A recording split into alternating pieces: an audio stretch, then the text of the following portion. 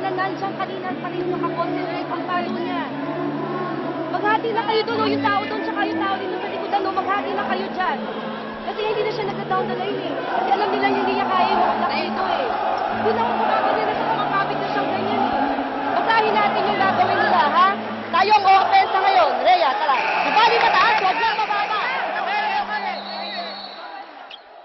And there you have it, Coach Villette. Ponce de Leon calling her final timeout. This is a crucial stage of this second set. And what does UST, what do they need to do if they want to steal this second set from the Lady Stags? Well, ang UST naman na nagiging problema nila ngayon, ano, nahihirapan silang madepensahan itong si Zheng Buli. Yes. So they really have to concentrate on, you know, getting all the balls from the floor. That's right. Kapag itong si Boli ang pumapalo. Which was what they did exactly right in that first set. They controlled Jing Buli Through blocking. through blocking. So siguro, if not on the floor, if it would be easier for them, pwede namang through blocking. But then, itong si Zheng Boli is, of course, a very smart attacker din.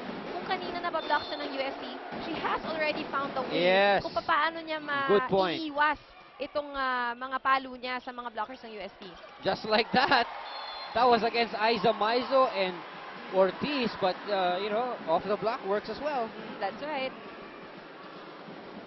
It is now set point for the ladies in red.